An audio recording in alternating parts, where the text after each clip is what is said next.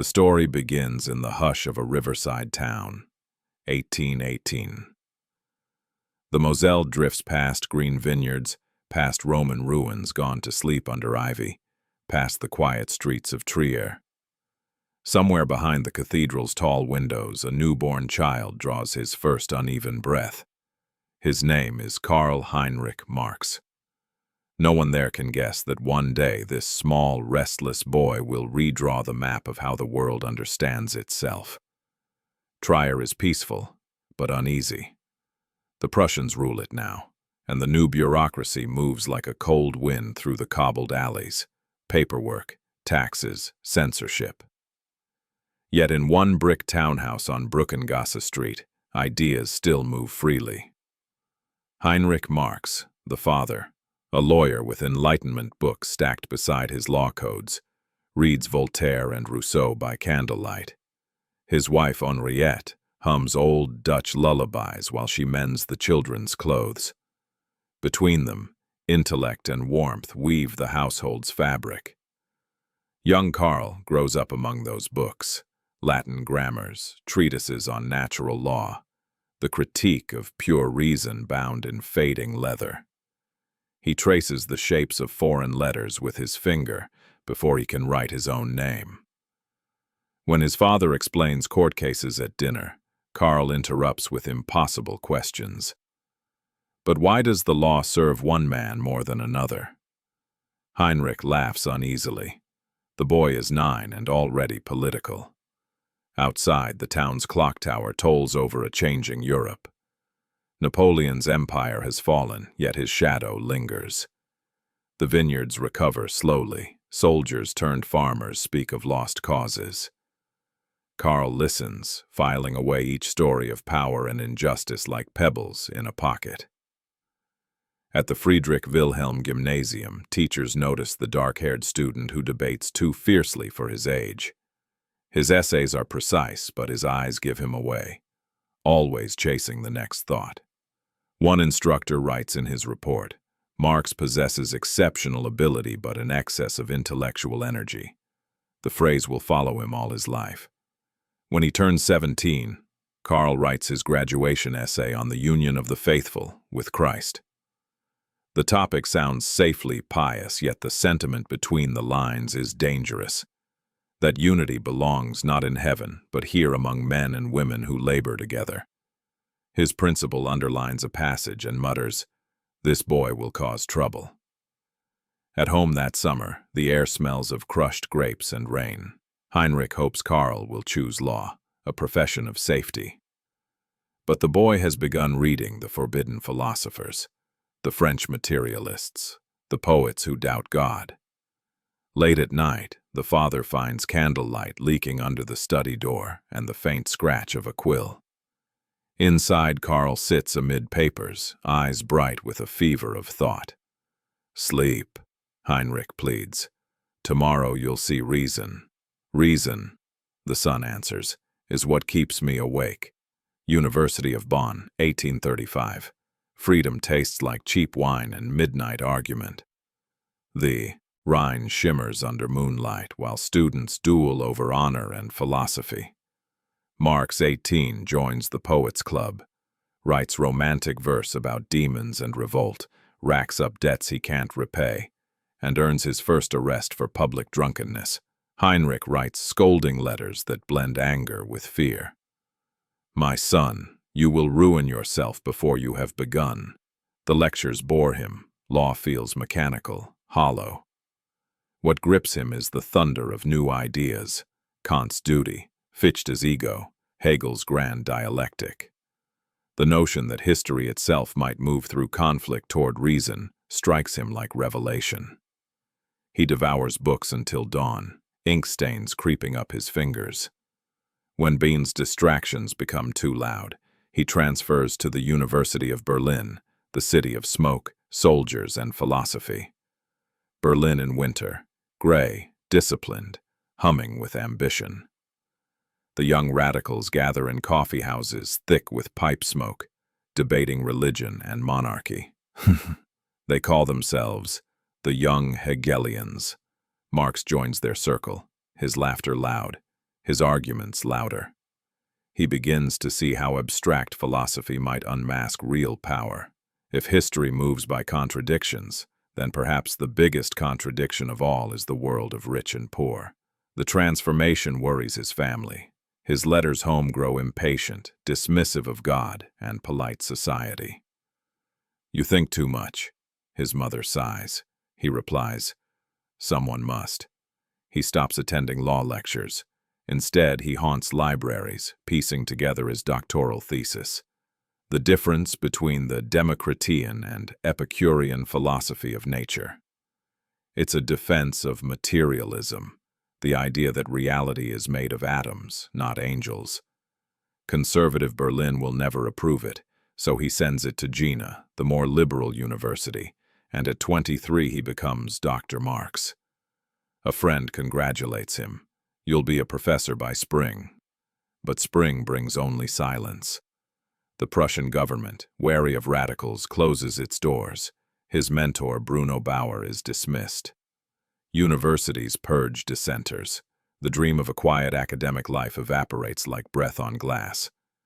Marx looks at his diploma and laughs. "So much for reason," he says. "Let us try revolution instead." Cologne, 1842.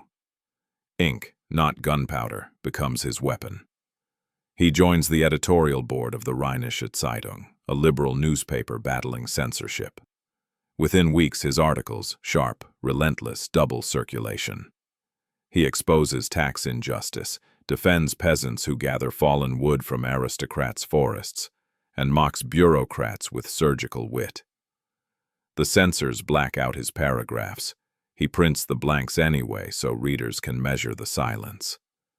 When the authorities finally ban the paper, he publishes the last issue entirely in red ink. Friends urge caution. Instead, he writes one more editorial. They can extinguish a paper, not an idea. He is 24, newly unemployed, newly infamous. Yet in the midst of state harassment, he marries Jenny von Westphalen, the childhood friend who has waited 7 years through family opposition and gossip. She is a baron's daughter, he, a penniless radical. At the small wedding, someone whispers that she has thrown away her fortune. She smiles. "I prefer adventure." Paris, 1843. They arrive in a swirl of carriage wheels and cigarette smoke. The city hums like an electrical current. Painters, poets, anarchists, exiles. Paris is where Europe comes to argue itself awake. Their flat on the Rue Vanneau is cramped but alive with conversation. Proudhon, Heine, Bakunin drift through the doorway like characters in an unwritten novel. Karl listens, interrupts, provokes. Jenny serves coffee strong enough to start a riot. He edits a new journal, the Deutsch-Französische Jahrbucher, with Arnold Ruge. It lasts 1 issue, just enough time for Marx to publish 2 essays that change his direction forever. In On the Jewish Question, he moves beyond religion to the roots of human alienation. In Critique of Hegel's philosophy of right, he writes the line that will echo for generations. Religion is the sigh of the oppressed creature, the opium of the people. Paris feeds his imagination like no city before it. Factories line the Seine, belching steam. Workers crowd 10 to a room, their hands raw, their wages vanishing into rent and bread. Marx walks among them, taking notes, asking questions, seeing in their faces the living engine of history. He begins to understand that philosophy must leave the library and enter the workshop. Jenny worries. The landlord knocks twice a week. Karl shrugs. History owes us back rent. She laughs because the alternative is crying. At night, he writes by lamplight while she copies his pages in a neat, feminine hand. Their laughter, their exhaustion, their defiance, all fuse into a strange domestic music. When she dozes off at the table, he covers her shoulders with his coat and whispers lines about humanity redeemed through labor. Then, one August evening in 1844, Destiny walks into a cafe near the Rue Vanneau, wearing a Manchester coat and the expression of a man who has seen too much soot. Friedrich Engels, the son of a wealthy textile owner, slides a manuscript across the table. The condition of the working class in England. The pages reek of factory smoke and righteous fury. Marx reads, eyes widening. Here is proof, flesh added to theory. The two men talk until dawn. By closing time, they have outlined a friendship that will outlast every government that tries to silence them. Engels returns to England. Marx stays in Paris, transformed. Together they begin to write letters thick with ideas, jokes, and plans. Out of their correspondence grows the first draft of history's most famous partnership. But exile is never far behind. The Prussian ambassador calls him dangerous. The French police agree. In early 1845, he is expelled. Jenny packs the trunk once more. Books, baby, clothes, notes, and dreams of justice. They leave behind friends, debts, and a newborn sense of purpose. On the morning of departure, the streets glisten with rain. The coachman loads their few possessions. Karl hesitates at the doorway. Paris has given him more than he can repay. Clarity, comrades, conviction. Jenny takes his arm. "You'll write it all someday," she says. "Everything we saw." He nods. "Yes, but first we must survive it." The carriage rattles eastward. The Seine disappears behind smoke. Ahead lies Brussels, poverty, and the long exile that will define them. Behind them, Paris exhales one last puff of revolution into the gray morning. And somewhere, as the wheels roll through the mud, Marx opens his notebook and writes a single line. The philosophers have only interpreted the world in various ways. The point, however, is to change it. London, 1849. The city breathes in soot and exhales fog. Coal smoke curls around the steeples, and somewhere in the maze of Soho, a carriage stops beside a narrow doorway. Out steps a man whose coat is too thin for the English damp. His beard is dark, his eyes tired but burning. Behind him, Jenny carries a sleeping child. 3 others follow, small boots splashing through puddles. The name on the doorplate is borrowed. The rent is borrowed too. The landlord doesn't ask questions so long as the money arrives by Friday. The Marx family has reached the last station of exile. Paris expelled them, Brussels betrayed them, Cologne silenced them. Only London still allows strangers to disappear into its noise. Inside the flat on Dean Street, the wallpaper curls like old bark. A single window looks onto the alley where ash carts rumble at dawn. There is 1 table, 2 chairs, and a kettle that refuses to boil without protest. Jenny unpacks the trunk. A few clothes, a tin of coffee, and piles upon piles of her husband's notebooks. "We may lack beds," she jokes, "but not ideas." Karl smiles faintly. He spreads his pages on the table as if staking territory. Ink, quills, candle stubs. This will be their kingdom. Days fall into a pattern of necessity. He rises before the children wake, pushes through the drizzle to pawn another waistcoat, then walks the 2 miles to the British Museum. The round reading room opens at 10. By then his shoes are already soaked. He always chooses the same seat, G7, near the center where light from the dome falls soft as milk. There he builds his fortress of books, factory reports, economic tables, statistics of death and profit. Other readers come and go, but Marx remains, motionless except for the fevered movement of his pen. Sometimes he hums without noticing, a low tune from the Rhineland, then scribbles again. Around him, silence, coughs, the rustle of pages. To the attendants, he is only another scholar chasing some invisible problem. To himself, he is dissecting the world.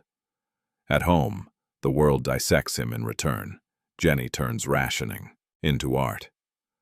She stretches a loaf for 3 days, dilutes milk with hot water, patches the children's coats until the patches need patches. She still finds time to copy his drafts in neat German script. Your handwriting, she teases, could frighten a typesetter. He kisses her ink-stained fingers. Then you are my translator to civilization. When night comes, fog presses against the window like a gray animal. The fire has long died. They talk quietly to keep the children asleep. Karl reads a paragraph aloud, stops midway. Too abstract? Jenny nods. Say it so a factory girl could hear it once and never forget. He crosses out 3 lines, writes again. Better. Their partnership becomes its own revolution.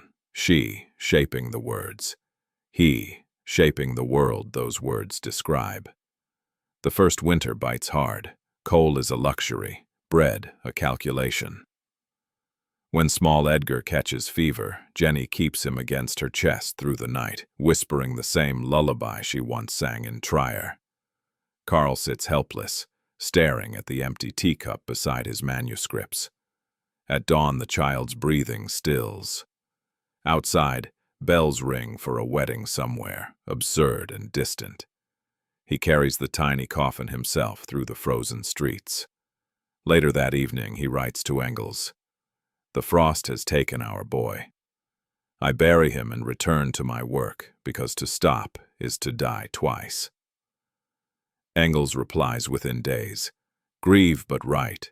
The world must one day repay what it owes you." The letter smells faintly of factory oil and friendship. In Manchester, Engels endures his own irony, living off the profits of the system they condemn. He walks through mills that thunder like engines of punishment, then spends the night translating their noise into numbers for Marx. Wages, output, child mortality, facts sharper than any sermon.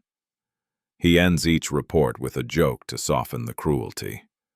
"Hear my more, statistics for your gospel." Those envelopes become the family's lifeline. Without them, the Marxes would have joined the nameless poor buried outside the city walls. Back on Dean Street, creditors circle like crows. The doorbell becomes a weapon. Jenny flinches each time it rings. Marx hides in the reading room until evening. Once, returning home, he finds their furniture stacked on the pavement, seized for rent. Neighbors pretend not to see. He gathers what he can and jokes bitterly. At least they left the ink. The next day he writes a page that begins, "All great movements are born in the cellars of history." The ink smears where his hand trembles, but the sentence survives. On Sundays, when the museum is closed, he takes the children walking through Hyde Park. He tells them stories of heroes and giants, disguising economics as fairy tales. Once there was a giant named Capital who fed on men's time. Every hour they worked made him stronger. But one day the workers learned his secret. He could not eat without their consent. The girls laugh. Eleanor claps her mittens. Jenny watches, smiling through the ache in her lungs. Londoners pass without notice. A bearded exile, his wife, 4 thin children. No one imagines the legend forming inside that small circle of fog. Spring brings neither warmth nor fortune. Another baby dies. Another article is rejected. Yet between grief and hunger, the manuscript grows. Piles of notes labeled value, money, wage, profit. The pages smell of ink and candle wax, of endurance itself. When despair rises, Jenny reads aloud from Shakespeare. When anger rises, Marx walks until the soles split from his shoes. Once he spends an entire night by the Thames, watching the black water flow under the gaslights, murmuring lines to himself. If the world is built on stolen labor, then every ripple carries a ghost. By dawn he returns home and writes until his fingers cramp. That morning's pages will later form the skeleton of Capital. He grows gaunt, his beard shot with gray. The children call him the Old Lion. Sometimes he roars in laughter, sometimes in pain. A boil infection makes writing torture. He stands at the table rather than sit. Jenny begs him to rest. When the book is done, he promises. And when will that be? He smiles.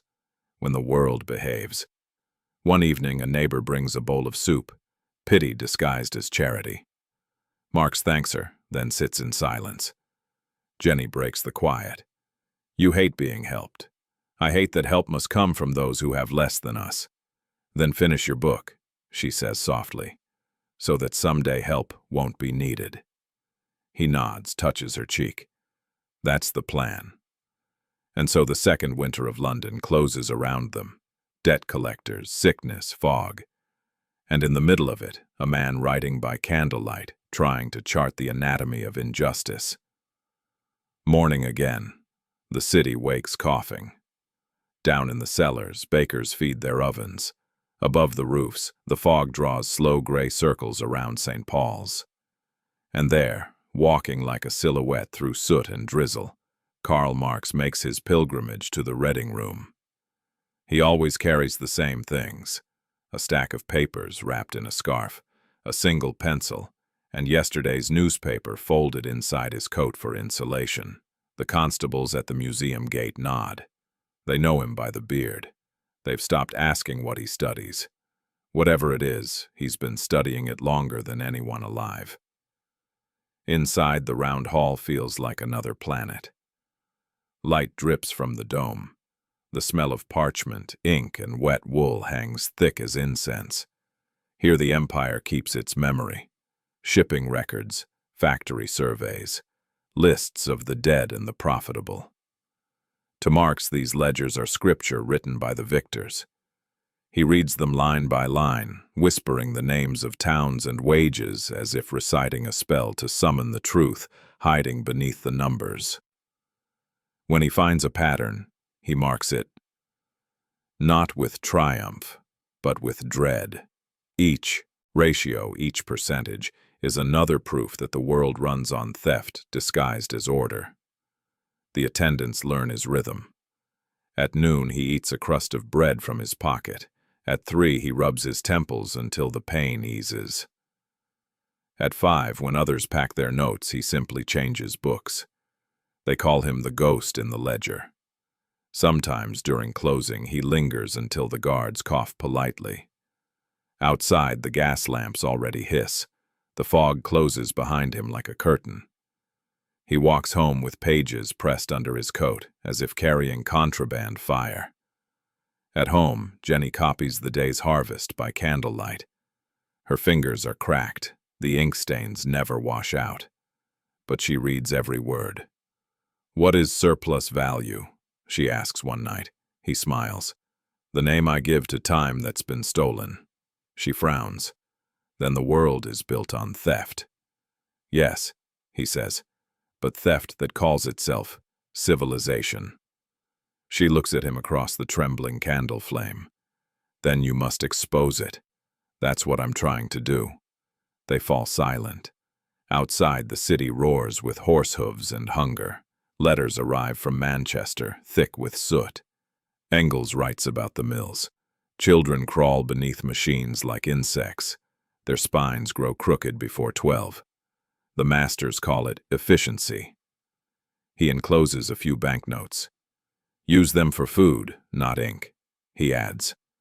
Marx laughs, then spends half on paper anyway. Each letter smells of coal and camaraderie. Engels' success funds their rebellion. "A capitalist for the cause," Marx jokes, but the joke hides gratitude so fierce it hurts. As the manuscript grows, so does London's indifference. The world around him is booming. Railways, telegraphs, exhibitions of progress. The Great Exhibition of 1851 fills the Crystal Palace with miracles of brass and glass. Queens and merchants praise industry as the new religion. Marx visits once, curious. He walks through halls glittering with machines, sees crowds applauding a spinning loom that replaces 20 workers. He leaves without applause. In his notebook he writes, "The wealth of nations displayed as spectacle. The hands that built it, absent." That night he sketches the opening lines of Capital, a book that will not flatter the century that made it, Poverty remains their tutor.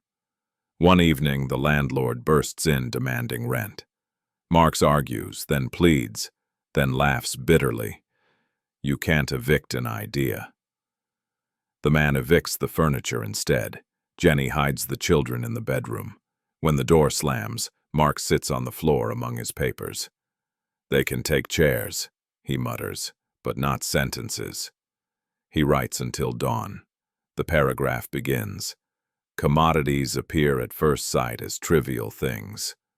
He doesn't know yet that these words will echo for centuries. Winter returns. Jenny coughs blood. He boils water for tea but watches helplessly as the fire dies. He tells stories to distract the children of a future where no one sells their breath to live, where learning is free, where factories hum without cruelty. Eleanor listens wide-eyed. Will we live there, Papa? He hesitates, then says softly, You will. Later, when she sleeps, he adds to his notebook, The revolution begins in imagination. At the museum the next day, a fellow scholar, an old economist, recognizes him. You're the man writing the book against everything, the scholar says. Not against, Marx replies. Inside, I'm mapping its organs. The man chuckles uneasily. Careful, Dr. Marx. Dissection is frowned upon when the patient still pays taxes. Marx smiles thinly and returns to his notes.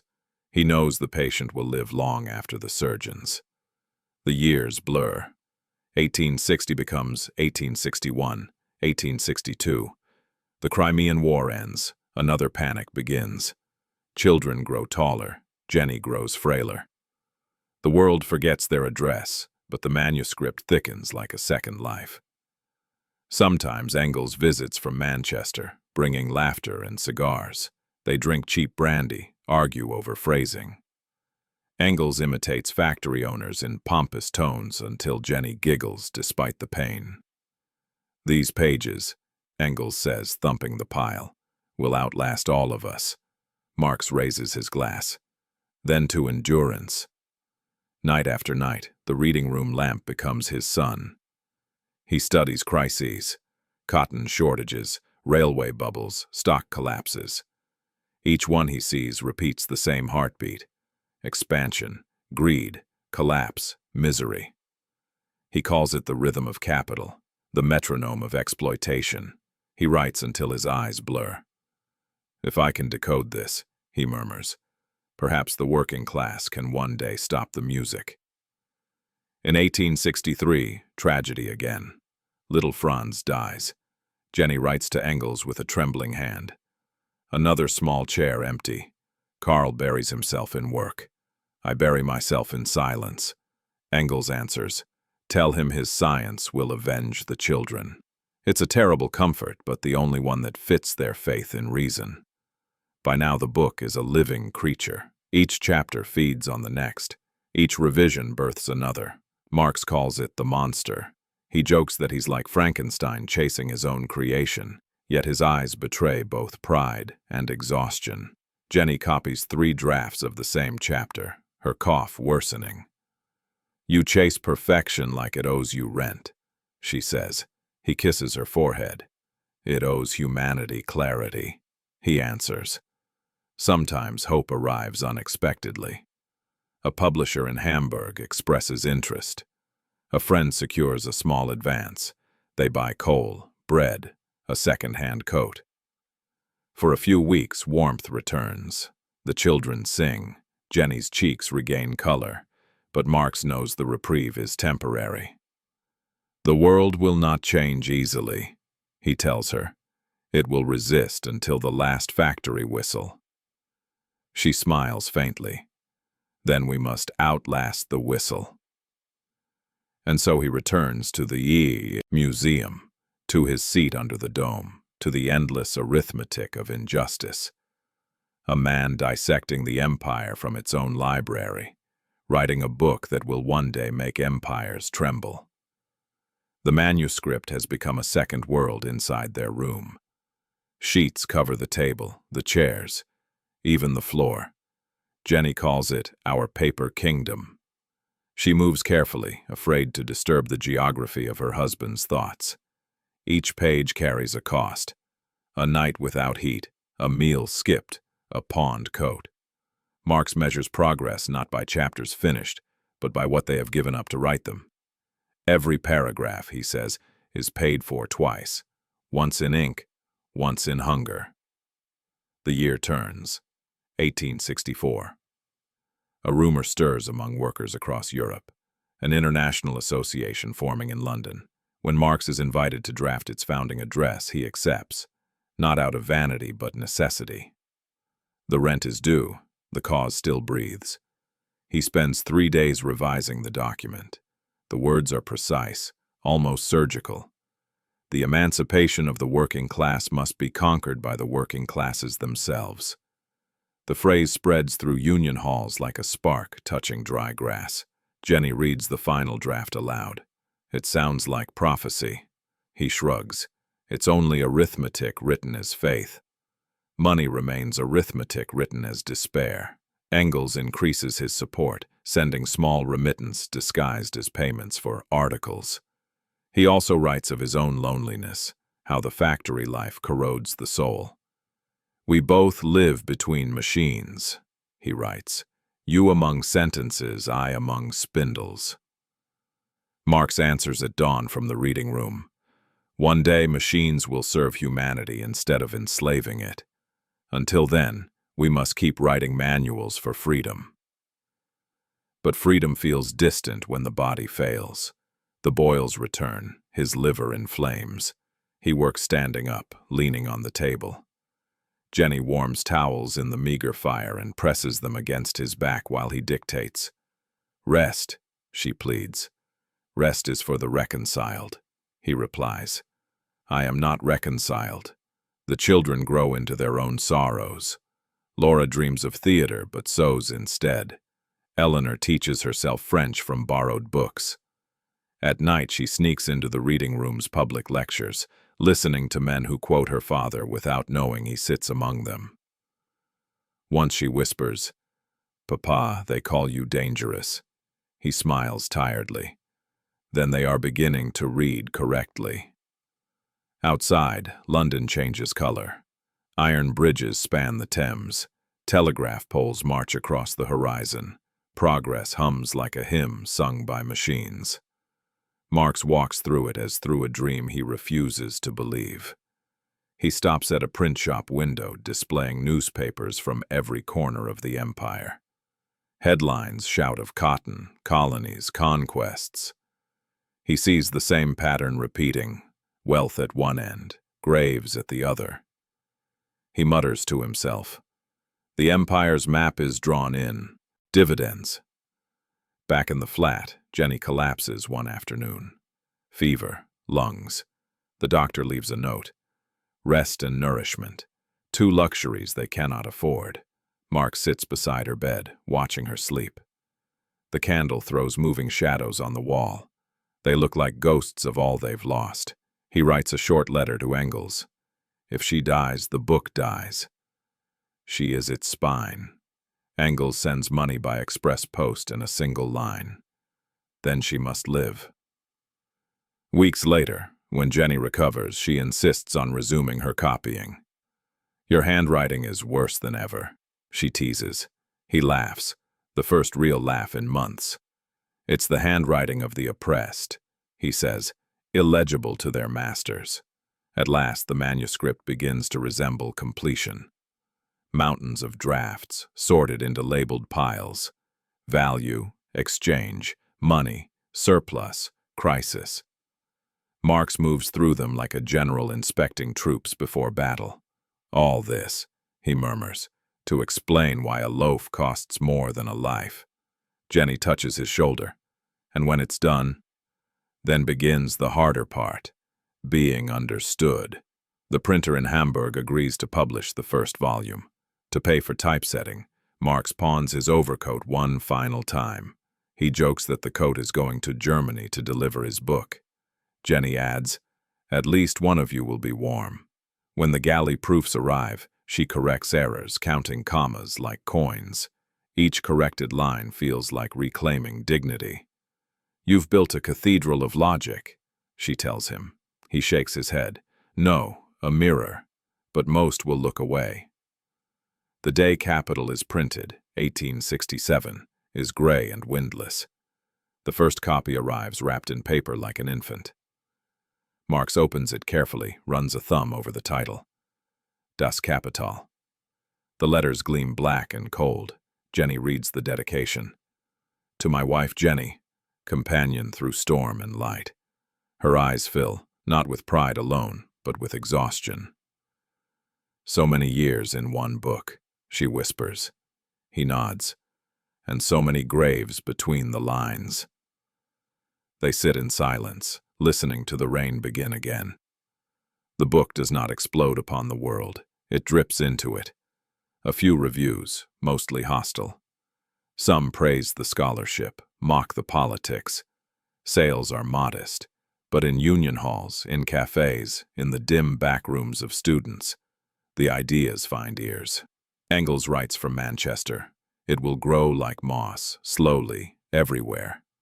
Marx replies, "Then let it be moss, it softens stone." For the first time in years, a small comfort enters their home. Visitors come, young thinkers, activists, dreamers. They sit cross-legged on the floor as Marx speaks softly, explaining labor as if telling a bedtime story for the world's awakening. "The worker sells time," he says, "but time is life. Whoever owns another's time owns their soul in fragments. My book is a map of how that theft happens every day." Eleanor listens in the doorway, memorizing every word. One night, alone, Marx rereads the opening chapter. He finds errors, tiny, invisible to anyone else, and begins marking them for a second edition. Jenny wakes and sighs. Even victory isn't rest. He smiles. Victory? No. Only another beginning. Yet the price lingers. His health worsens. Debts remain. When a neighbor congratulates him on publishing, he answers, "Thank you, but I would have preferred bread." Still, the book exists, a thought made paper, proof that endurance can outright despair. He tells Engels, "If it sinks into oblivion, so be it. I have lived according to its necessity." Engels answers, "Oblivion is temporary. Truth is stubborn." The following spring, Marx returns to the reading room, not out of habit but gratitude. He stands beneath the dome and looks at the table where for 15 years he carved his thoughts into the empire's silence. He places a hand on the worn wood. "We both survived," he murmurs. Outside, the sun breaks through the London haze for the first time in weeks. The air smells of rain on iron and possibility.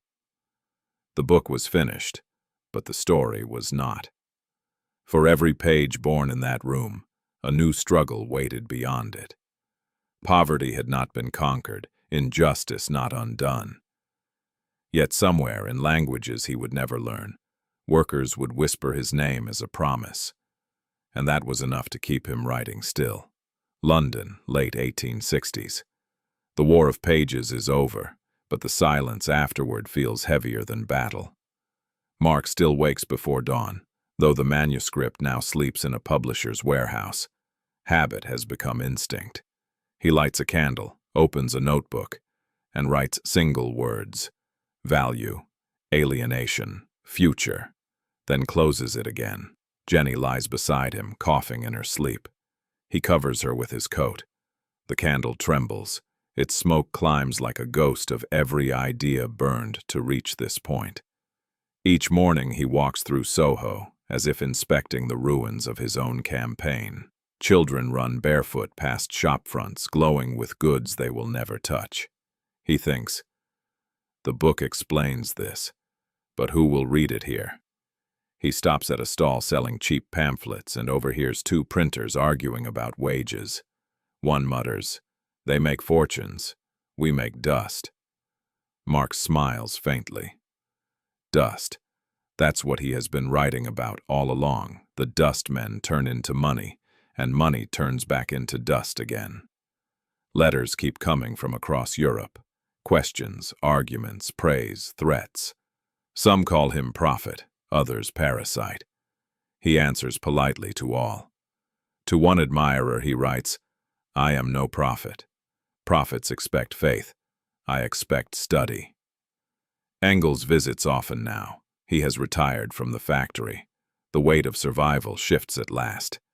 They sit together over cigars, talking of revolutions gone wrong and still to come. "The book is a seed," Engels says. "It will find its soil." Marx exhales a plume of smoke. "Then may it grow in better weather than mine."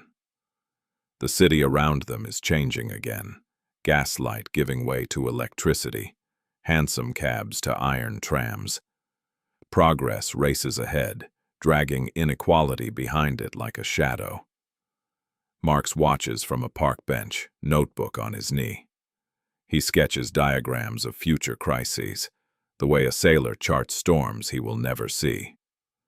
A beggar approaches, shaking a tin. Marx gives his last coin. The man nods, moves on. Marx scribbles a line. "To know need and still reason is the hardest discipline." At home, Jenny rereads Capital in small bursts. Each chapter reminds her of years lost and years justified. "It's strange," she tells him. "The book feels alive. It moves differently every time." He smiles. "Then it's breathing with us." But her strength is fading. The cough deepens. Her eyes grow distant. He sits beside her, reading aloud from Goethe until the words blur. When she sleeps, he kisses her hand and whispers, "You were the revolution's first believer." After Jenny's death in 1881, the house becomes quieter than thought itself. Marx drifts between rooms, touching her notes, her handwriting, her scissors left open on the table. The silence is unbearable. He begins walking the streets at night. Eleanor worries, follows him once, sees him standing by the Thames staring into the dark water. She calls softly, "Father?" He turns, startled, then smiles. Just listening to the tide argue with the moon. He returns home and writes one final note on a scrap of paper. To study history is to hear the dead explaining the living. In those last years, visitors find him gentler, almost tender. He laughs more easily, perhaps because so little remains to lose. He speaks of Jenny as if she has merely stepped out for errands. He speaks of the future as if it has already forgiven the present. Engels shoulders the task of editing the later volumes. "Promise me you'll finish them," Marx insists. Engels nods. "I'll see them into daylight." Sometimes, while resting, Marx dreams he is back in the reading room, but the dome is made of stars now, and the shelves stretch into eternity. Each book bears no title, only a single heartbeat. He walks among them, whispering, "All labor is living time." Then he wakes to the sound of pigeons on the sill, and the gray London morning begins again. By 1883, the illnesses converge: lungs, liver, heart. Eleanor nurses him with quiet efficiency. He asks for Jenny's photograph, keeps it beside his pillow. On a cold March afternoon, he closes his eyes mid-sentence and simply does not open them again. The candle burns out on its own. Engels writes that night, "The greatest living mind has ceased to think, but what he has thought will not cease to live." The next morning, smoke from London chimneys drifts east, carrying invisible ashes of another century's conscience. Somewhere, printers set new type for a second edition of Capital. Somewhere, workers strike for shorter hours, quoting a sentence written in that freezing flat on Dean Street. History begins to echo back. Ideas do not die when their authors do. They change clothes, change languages, change continents. From Soho's attic to a barricade in Paris to a factory in Chicago to a student dormitory in Moscow, pages become movements, and movements become memory. That is the true price of pages. They outlive the hands that wrote them. Coda, soft cello. "Close the book," the voice says. but keep the question open. What do we owe to those who wrote by candlelight so that we might read by electricity? The year's 1848. Across Europe, winter lingers too long, and so does hunger. Bread riots in Vienna, barricades in Paris, whispers of republics where kings still sit. Every tavern smells of smoke and conspiracy, and in a small apartment in Brussels, a man and a woman lean over a table littered with ink-stained pages. Karl and Jenny Marx have not paid rent in months, yet the candle between them burns like borrowed lightning. The history of all hitherto existing society, Marx murmurs, is the history of class struggles. Jenny looks up. It sounds like thunder. He nods. Then let it strike. Months earlier, a meeting in a London tavern had gathered tailors, printers, shoemakers, refugees from half the nations of Europe. They called themselves the League of the Just, but justice had grown too small a word for them. They needed a creed that could cross borders faster than armies. Engels had arrived first, elegant even in exile, his factory wages keeping the revolution on life support. When Marx entered, soaked by London rain, the men stood aside instinctively. Something in his presence demanded it. Not charisma exactly, more the gravity of a planet that drags everything nearby into orbit. They handed him their old manifesto, a jumble of utopian hopes and biblical echoes. Marx read a page, frowned, and said quietly, "Poetry won't frighten bankers. We must speak the language of machines." That night, over cheap wine, the two friends rewrote history's marching orders. Back in Brussels, the lines came in waves, dictation as fever. Eleanor slept in a cradle beside the desk, while Jenny copied each paragraph before the ink dried. At dawn, the manuscript lay finished, 23 pages that would outlive empires. A specter is haunting Europe, the specter of communism. Marx laughed when he wrote it. Let them call it a ghost. Every palace fears ghosts. They sent the pamphlet to London printers under an alias. The first copies reached the continent in February 1848. By March, Paris was in revolt, the king in flight. To the frightened monarchs of Europe, the timing looked supernatural. Paris, Vienna, Berlin, Milan.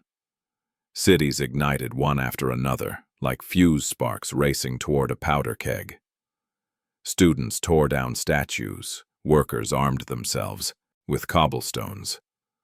Across the Rhine, peasants read the new manifesto aloud in candlelight. "Workers of the world, unite!" they chanted, not yet knowing what it meant, only that it felt true. Marx returned to Germany, expecting triumph. Instead, he found confusion, liberals bargaining with princes, radicals arguing over procedure. He launched a new paper, the Neue Rheinische Zeitung, printing every issue in defiant red ink. Jenny sold her wedding silver to buy newsprint. Engels joined street militias in the Palatinate, writing battle reports by lantern. For a moment, it seemed the world might actually turn upside down. Then came the Prussian regiments, order in its oldest uniform. By summer 1849, the dream lay in ashes, barricades toppled, comrades jailed or dead. The Zeitung was seized. Its final headline read simply, "Long live the revolution, despite everything." Marx fled with Jenny and the surviving children through night trains and checkpoints, carrying more manuscripts than clothes. At the French border, he was refused entry. At last, an overworked customs officer waved them toward the Channel. "England will take anyone," he muttered. London did, but London never gave much in return. Their new address, 28 Dean Street, Soho, was less home than endurance test. One room, damp walls, a single window filmed with soot. Neighbors upstairs mended boots. Below lived a rag picker who sang psalms in drink. Jenny kept a diary. Today, Karl sold his coat. Tomorrow, perhaps the bed. But tonight he writes again, and so we remain alive. From this gloom, Marx began to see capitalism not as moral failure but as a machine, a vast, indifferent organism devouring lives to feed its own motion. He traced its anatomy across ledgers borrowed from sympathetic clerks. "Look," he told Jenny, tapping the columns, "here is theology's replacement. Here is where profit becomes religion." When the chill became unbearable, he sought refuge in the only warm place open to a poor man with credentials, the reading room of the British Museum. Inside the great dome, light fell like mercy onto tables scarred by centuries of scholars. He chose seat 07 and rarely left it. Attendants whispered about the German with the eyes. From morning to closing bell, he filled notebooks with statistics, labor reports, factory inspections, dry data transformed by fury into prophecy. At midday, he'd walk the circular corridor to stretch his legs, whispering arguments to invisible economists. One clerk swore he once heard him mutter, "If the devil had an office, it would keep books like these." Every few weeks, a letter arrived, folded around a small banknote, Engels' lifeline from his father's textile firm. The tone swung between affection and outrage. Engels, "The mills thunder on. They call it progress. I call it organized suffocation. Marx, then keep breathing for both of us." Through these letters, two men built a friendship that was half correspondence, half survival pact. When Marx despaired, Engels sent another remittance. When Engels felt trapped by profit, Marx sent another draft, reminding him what they fought for. In 1852, their son Guido died of bronchitis. A year later, little Franziska followed. By 1855, Edgar, the bright one, the singer, succumbed to tuberculosis. Marx buried them in unmarked graves. He wrote to Engels, "The world demands optimism. Let the world demand." That winter, Jenny found him staring at the window frost, drawing circles with his finger. "What are you doing?" "Testing how long ice holds a fingerprint." He smiled faintly. "It holds longer than justice." Out of grief came discipline. He began drafting what he called simply the economics, a study so ambitious it might devour his life. Later it would take another name, Capital. He wrote at a standing desk made from old crates. Each paragraph wrestled with invisible enemies, Smith, Ricardo, the bourgeois economists who saw the market as nature. "No," Marx scrawled in the margins, "it is history with amnesia." Jenny copied his drafts until her fingers cramped, correcting commas he misplaced while coughing blood onto the page. At night she whispered, "You are building a machine of truth." He answered, "Then truth must be built with stolen tools." The pages multiplied, hundreds, then thousands. Between calculations, he scribbled fragments of poetry, love notes, and jokes. One scrap reads, "To Eleanor, someday they'll call your father a monster. Remember, he was also a lullaby." By 1860, he believed he could see the entire mechanism of capitalism, the conversion of labor into profit, of sweat into ghosts. "Value," he wrote, "is congealed time." Yet he feared no one would listen. The world prefers its chains gilded. Jenny, ever his first reader, disagreed. "Someone will," she said, "even if they're not yet born." 2 decades after the manifesto, the specter of communism was still whispered about by police ministers and poets alike. But Marx no longer chased revolutions. He chased understanding. If the world would not burn, then at least he would map its furnace. He looked up one afternoon at the museum's skylight. Dust motes swirled like embers in the sunbeam. "Still haunting," he murmured. Good. The revolutions had failed. The hunger persisted. And yet in the dome of the British Museum a new rebellion took shape. Not with muskets, but with mathematics. Marx's pen replaced the barricade. His paragraphs became streets for future generations to march. The winters blurred together. London changed around them, new gas lamps, new headlines, the same poverty. But inside the narrow room on Dean Street, the same ritual ruled every day. Marx rose before the street sweepers. He boiled coffee so strong it seemed able to dissolve metal, wrapped a blanket around his shoulders, and began to write. The pen scratched like a saw through wood. Every line, Jenny would say later, sounded as though he were carving a tunnel through stone. The children learned to tiptoe. Eleanor would crawl under the table to play Revolution, stacking old notes into miniature barricades. Marx would glance down and smile. "You have inherited the method, little one. Build from scraps." The air was always heavy with ink and candle smoke. Papers multiplied until they formed geography. The plane of commodities on one chair, the mountain of surplus value on the bed, the swamp of unfinished notes on the floor.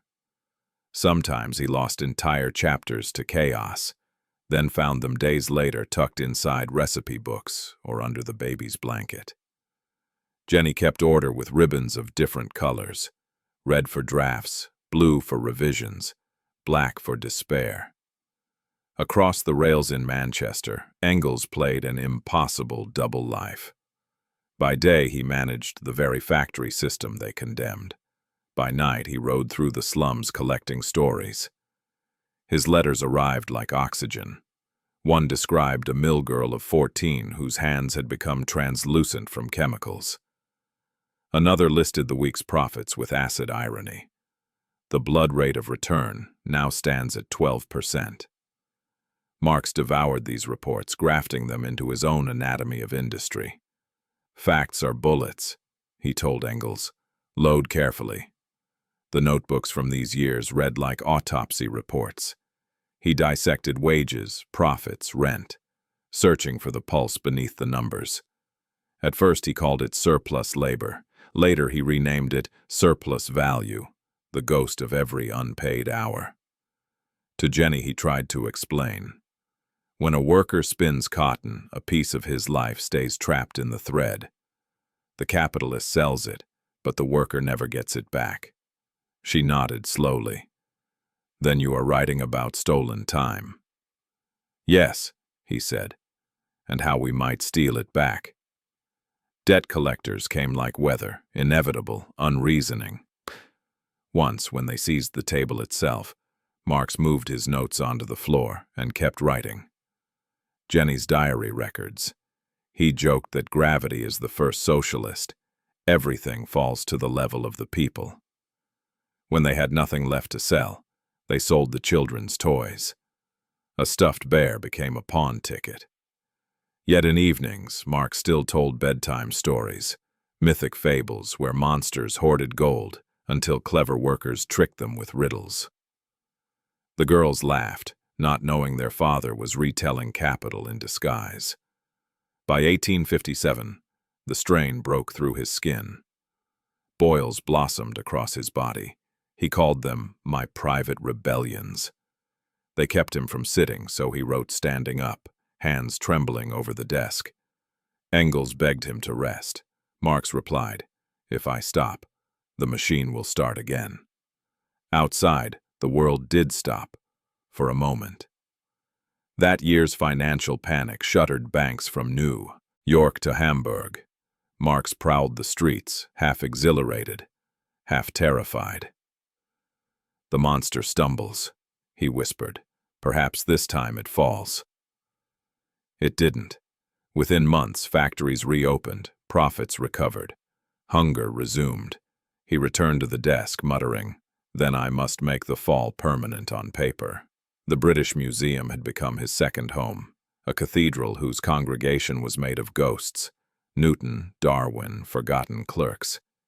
Every morning he took his seat beneath the great dome, where dust swirled like galaxies. He requested parliamentary blue books, trade ledgers, any document describing how money moved and lives broke.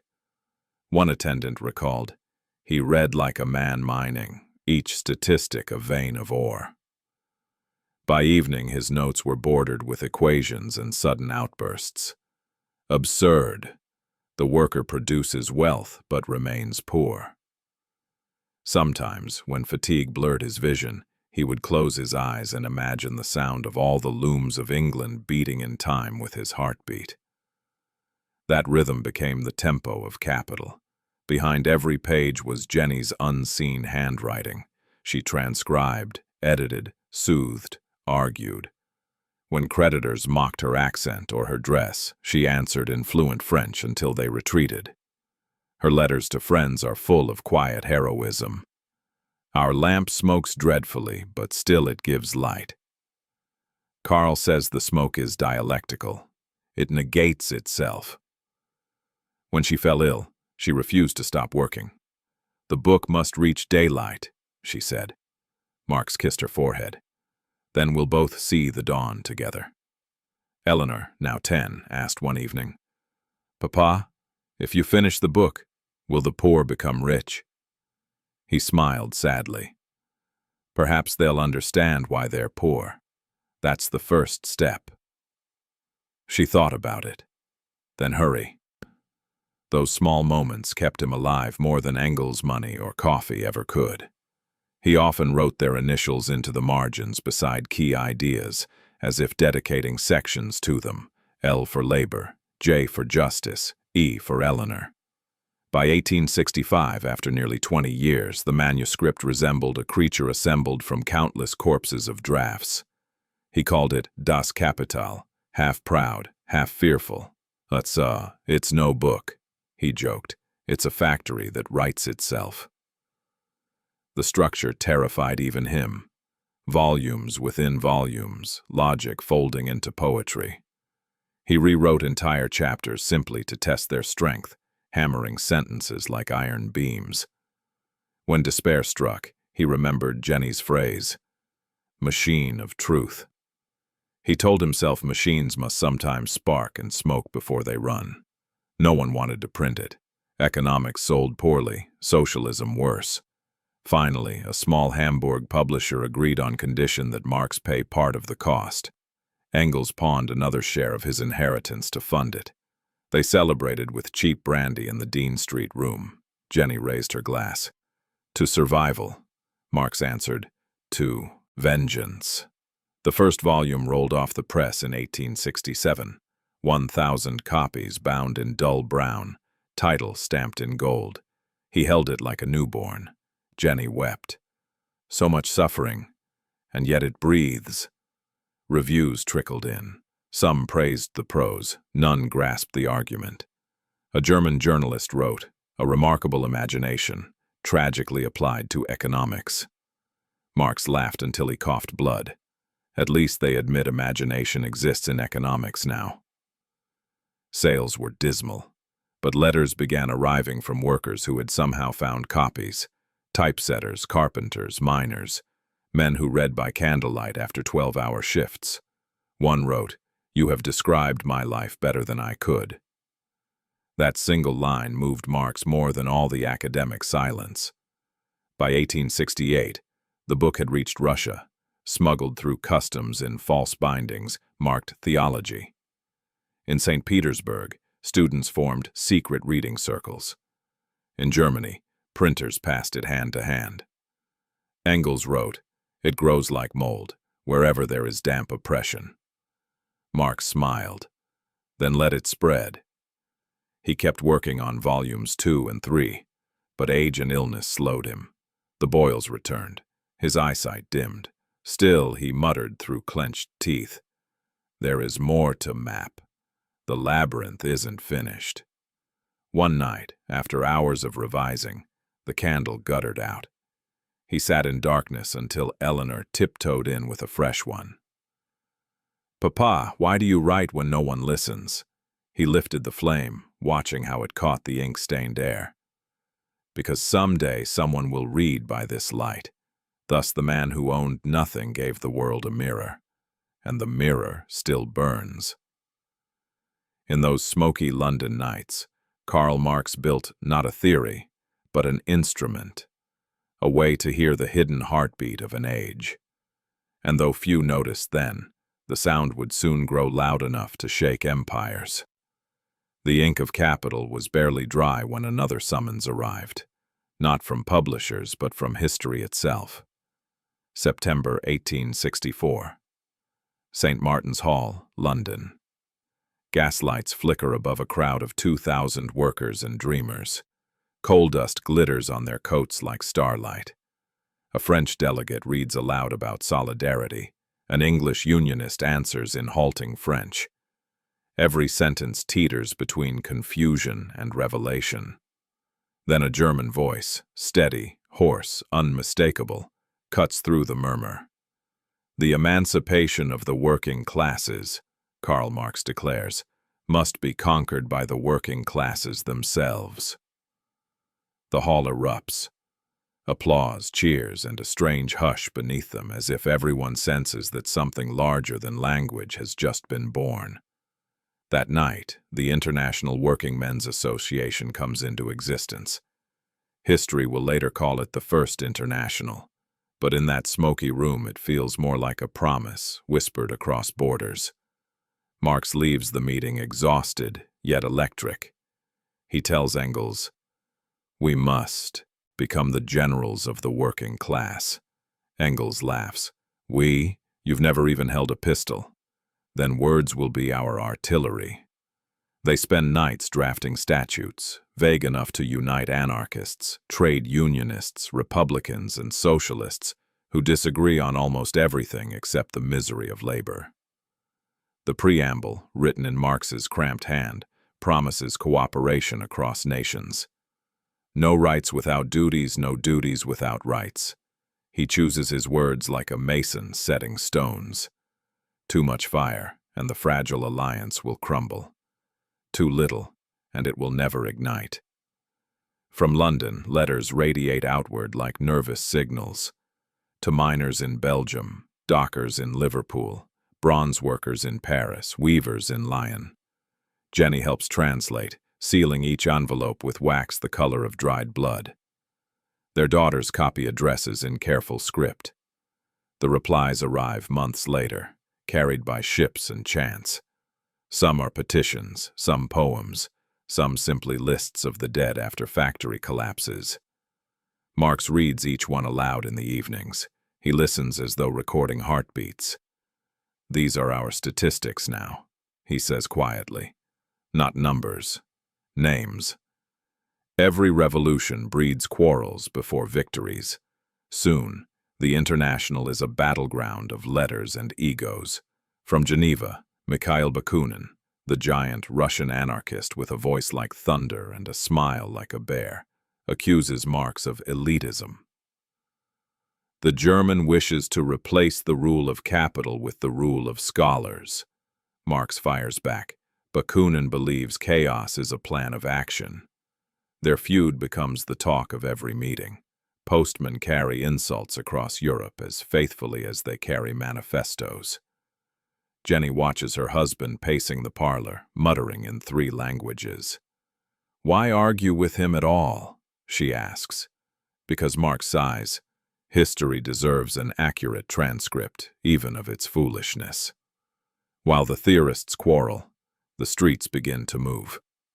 Across Europe, workers strike for 10-hour days. In Paris, wages rise and fall with the price of bread.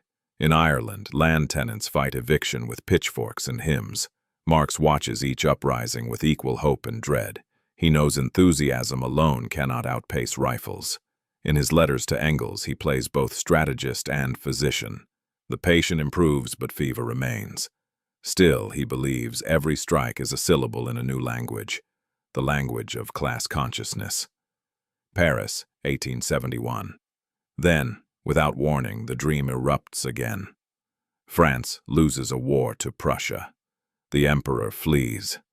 Paris is left leaderless, its citizens armed and furious. They refuse to surrender their cannons to the new government. A woman fires the first shot. Soldiers defect to the crowd. By morning, red flags fly from the Hôtel de Ville. The Paris Commune is born. 72 days of defiant hope. From London, Marx reads the telegrams with shaking hands. After decades of prophecy, he tells Engels, history has at last spoken in our language. But he also knows how fragile miracles can be. For the first time in memory, workers govern themselves. Bureaucrats become teachers, priests become clerks, factories run without owners, women vote and serve in battalions. Louise Michel, a schoolteacher turned commander, writes to London, "Tell Marx we are making a city of justice." Jenny weeps reading it. Marx whispers, "May they survive long enough to send a second letter." The French government, now entrenched at Versailles, gathers its forces. Soon, artillery shells begin to fall on Paris like stones of judgment. For weeks, Marx and Engels receive conflicting reports. Each dawn brings hope. Each night, despair. On May 21, 1871, Versailles troops breach the city walls. The next 7 days will be remembered as La Semaine Sanglante, the Bloody Week.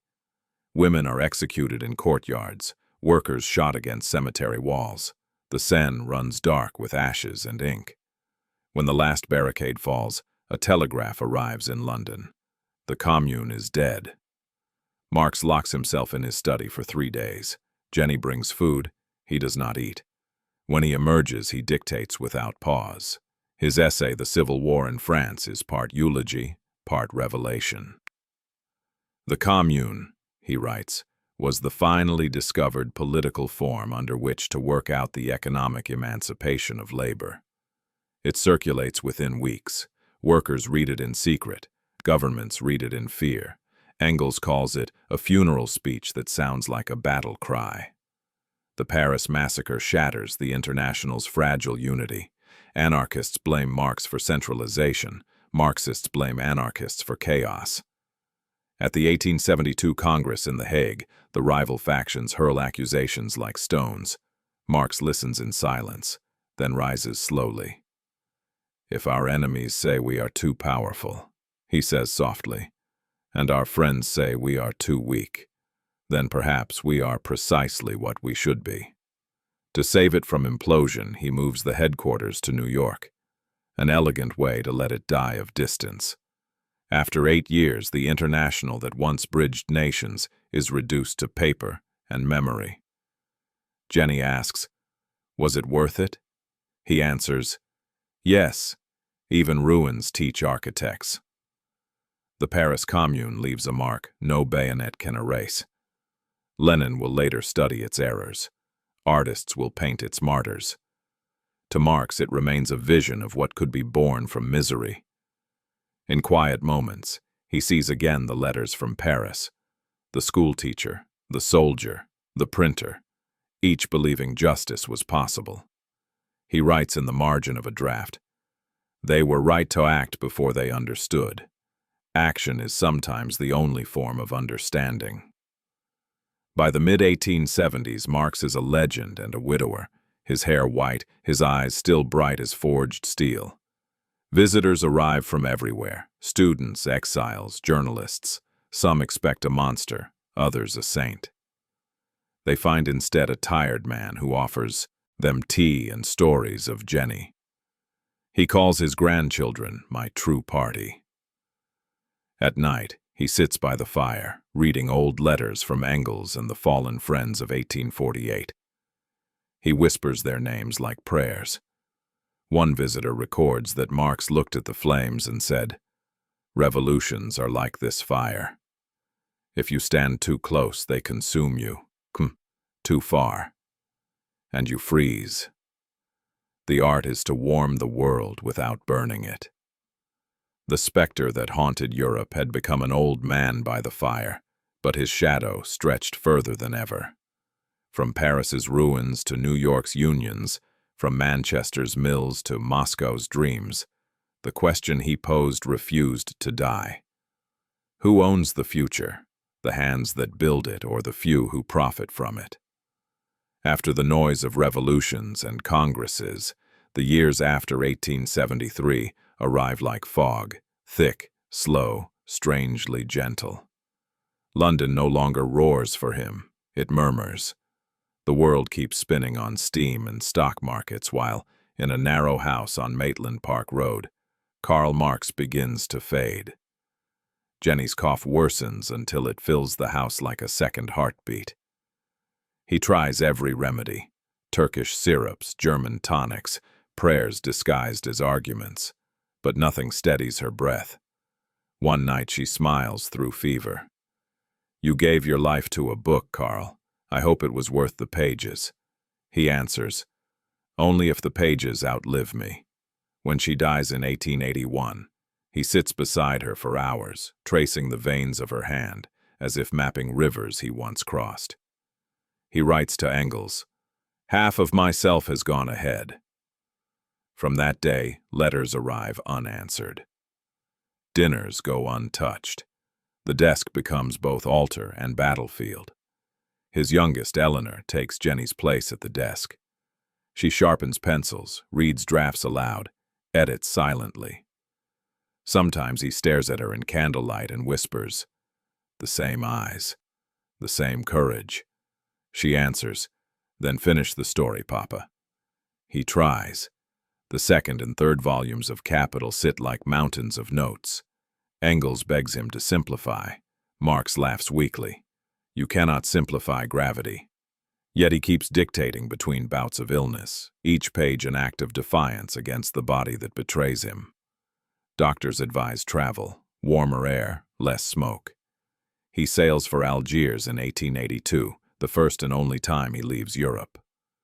The sunlight astonishes him. Oranges, sea wind, the call to prayer rising above the harbor. He writes to Eleanor, "Here the poor are not yet broken into parts. They still walk upright."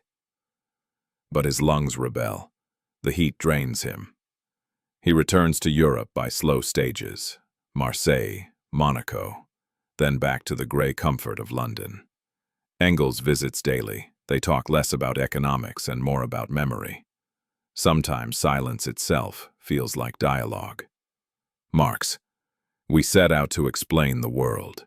Engels, "And ended by changing it." Marx, "Not enough." Engels, "Never enough." They laugh, cough, pour another glass of cheap brandy.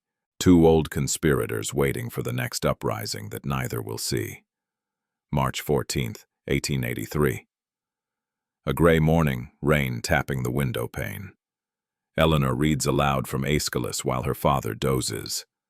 At one point she looks up and realizes he is no longer breathing.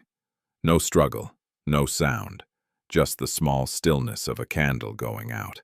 Engels will later write, "On that day, the greatest living mind ceased to think, but the world scarcely noticed." They bury him beside Jenny in Highgate Cemetery. No monument yet, only a modest stone. But visitors begin to come. Students, exiles, strangers carrying notebooks instead of flowers. Engels keeps his promise. For the next decade he lives among piles of manuscripts, deciphering Karl's spidery handwriting, editing, cross-checking, weeping. When Capital Volume 2 appears in 1885, he writes in the preface, "I publish this work as he left it, incomplete but indestructible." Later comes Volume 3, and finally Theories of Surplus Value. Each release feels like another heartbeat returning to the world. Engels dies in 1895, his ashes scattered into the sea near Eastbourne, free, as he once said, to travel with the trade winds of history. But ideas do not stay buried. By the turn of the century, factories thunder across continents. Unions quote capital. Pamphlets circulate under candlelight. In Russia, students whisper passages as if they were scripture. In America, labor songs borrow his rhythm. Politicians denounce him, poets steal from him, professors mispronounce him. Everywhere the same refrain. A specter is haunting Europe. The sentence he wrote as metaphor has become diagnosis. From a one-room attic to half the world, the echo continues. Each generation finds its own Marx, the monster, the saint, the scientist, the storyteller. But behind all those masks remains the same man who once walked through London rain with ink-stained hands and pockets full of unpaid bills. believing that thought itself could be a weapon gentler than war and stronger than kings. Close your eyes and you can still hear him in the rustle of pages, in the whisper of machines, in every question that begins with why. History is not finished. It only waits for new authors. He had been gone for 40 years when his words finally took power, not in London, not in Paris, but in the frozen capital of a collapsing empire. Petrograd, October 1917. Crowds surge through the streets like tides breaking through ice. A man in a worn coat, his beard clipped, his eyes burning, stands on a balcony of the Smolny Institute and shouts, "We shall now proceed to construct the socialist order." His name is Vladimir Ilyich Lenin, and in his pocket he carries a battered copy of Capital. To the starving soldiers and workers below, Marx's dense pages have become prophecy. Inside the Winter Palace, ministers flee. Outside, red flags rise. The first government in history calling itself Marxist is born. But the ghost in its foundations does not rest easily. Lenin rereads the master every night, marking passages with sweat and candle soot. He writes to comrades, "Marx gave us the compass, not the map." Factories are seized, land distributed, banks nationalized. For the first time, the engine of history seems to move according to theory, until theory meets hunger. By 1921, famine gnaws the countryside. The dream hardens into bureaucracy. Lenin, ill and exhausted, dictates, "We are still a barbarous country, only learning to read Marx." When he dies 3 years later, his body is embalmed like a saint's, an irony Marx would have despised. But the shrine draws pilgrims by the millions. The revolution has a church now, and its God is an idea. From Moscow, the signal radiates outward. Berlin, Budapest, Beijing, Havana, Santiago, Saigon. Everywhere, students memorize the Communist Manifesto like scripture. In workshops and fields, its opening line becomes a password of belonging. A specter is haunting Europe. But every translation changes its meaning. In China, Mao Zedong reads Marx through the lens of peasant revolt and empire. He replaces the factory with the village, the worker with the farmer, class struggle with cultural purification. In Cuba, Che Guevara reads him as a call to moral revolution, to forge a new man, free from greed.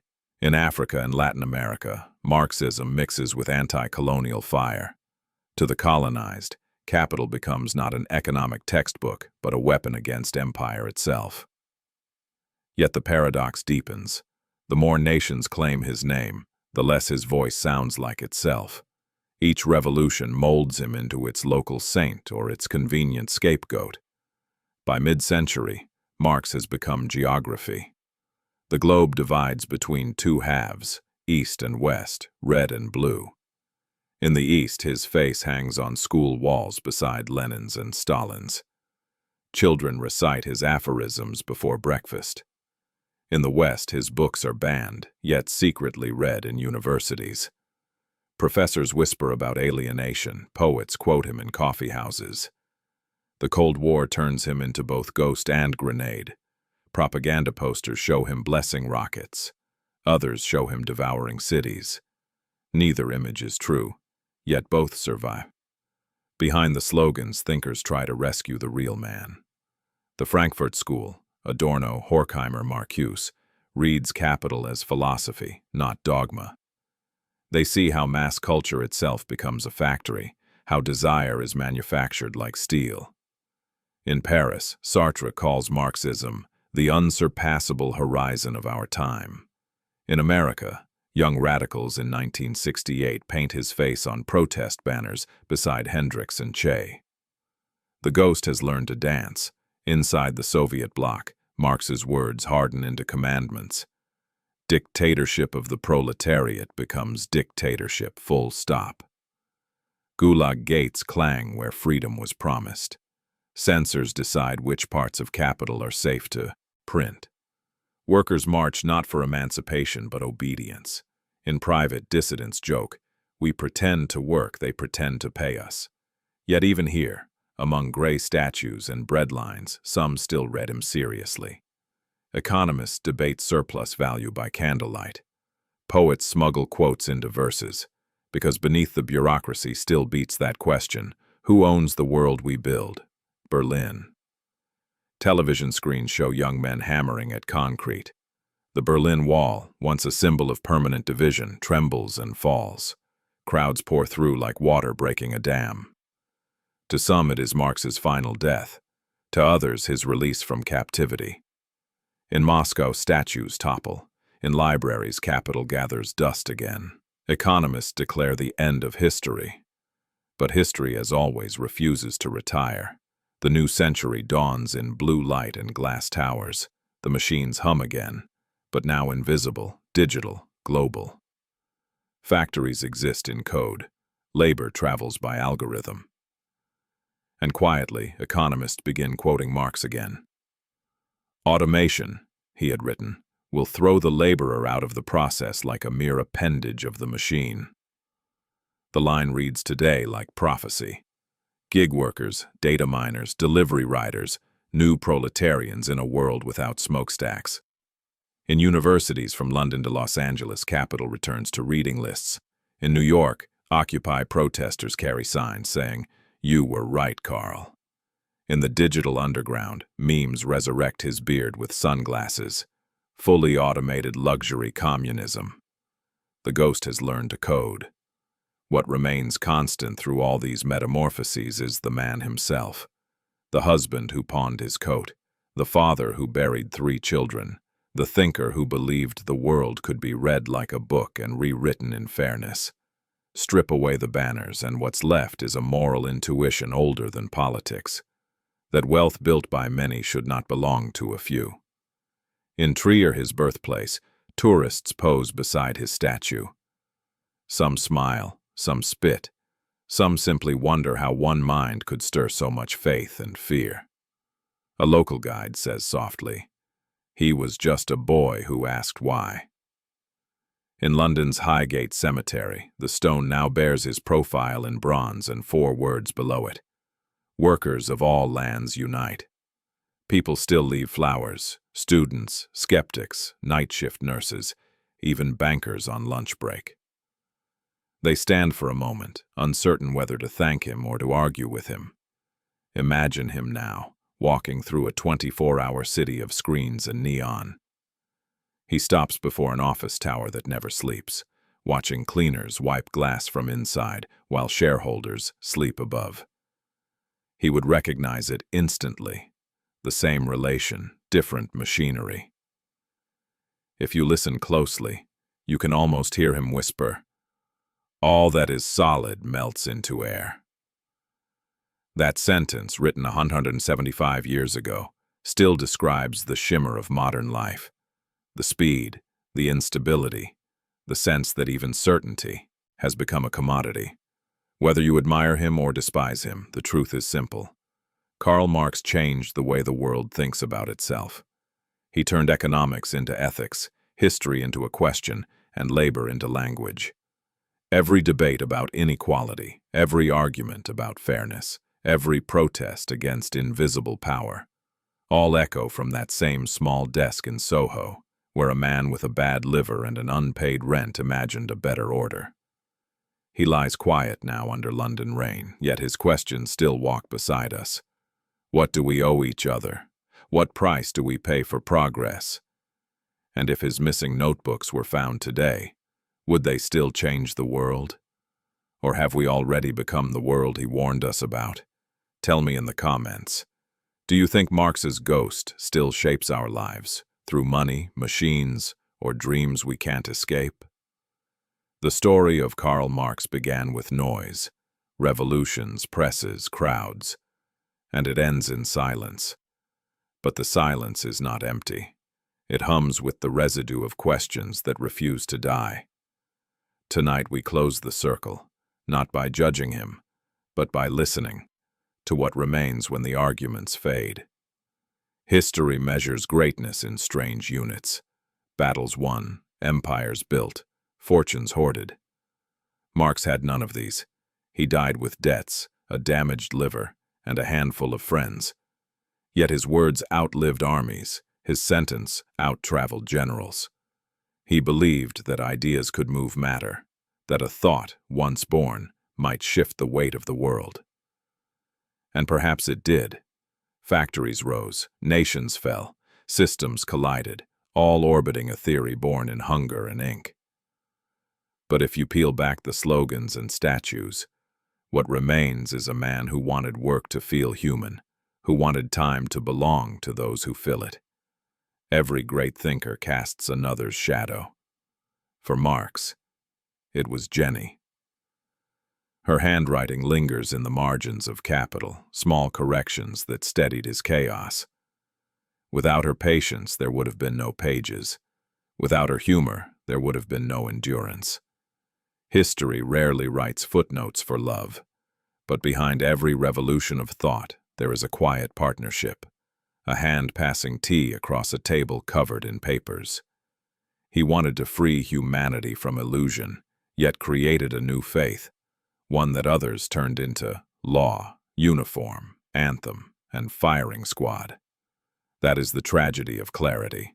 Once an idea feels pure, someone will kill for it. Would he have approved? Probably not.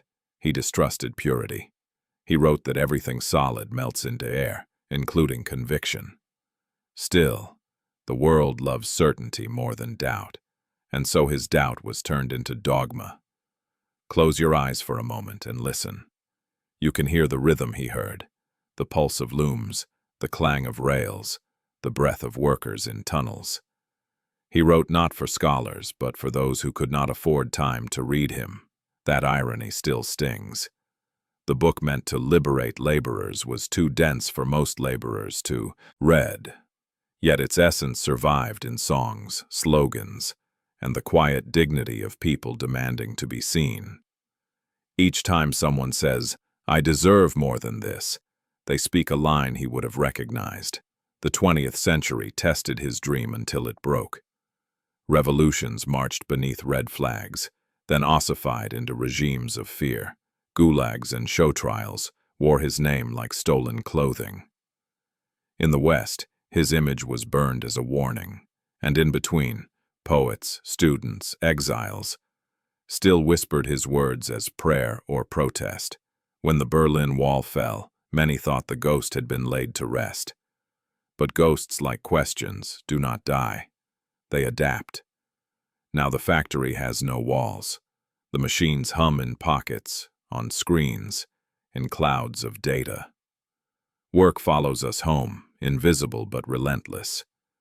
The worker of today carries the assembly line inside the phone. Marx would not recognize the hardware, but he would recognize the feeling, alienation in high definition. He would see that capital learned to move at the speed of light, while humanity still moves at the speed of sleep. Yet within this new labyrinth, his words glimmer again. The point is not to interpret the world, but to change it. To believe wholly in Marx is to forget the complexity of the world. To dismiss him entirely is to forget the complexity of injustice. The truth lies in the uneasy space between, the place he himself lived. He never offered utopia, only critique. He gave us a mirror, not a map. And mirrors, though uncomfortable, are necessary. Underneath the mathematics of surplus value hides a moral heartbeat. What does it mean to be free? Is freedom the right to own, or the time to live? He saw how modern life reduced people to instruments, how worth became measurable only by profit. He dreamed of a world where creativity, not consumption, defined value. In that sense, his dream was never about communism. It was about humanity. Highgate Cemetery again. Moss creeps along the bronze letters, birds pick crumbs from the steps, tourists arrive with cameras, whispering in dozens of languages. Some lay red carnations, some laugh, embarrassed to feel reverence. A small child asks her father, "Who is he?" The father hesitates, then says, "Someone who tried to make things fair." The child nods, satisfied.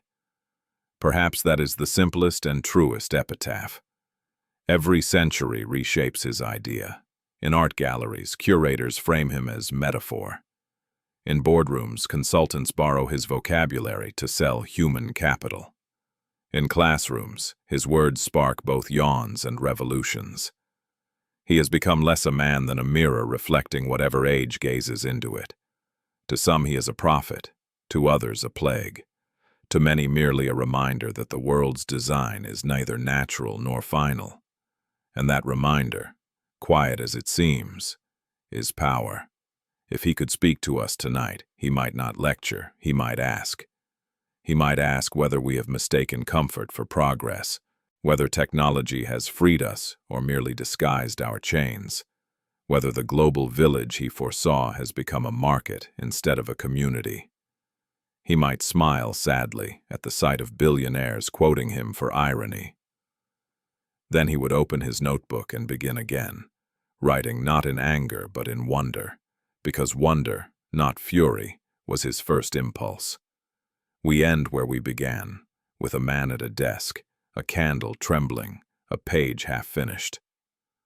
Outside, the world turns on the axis of need and dream.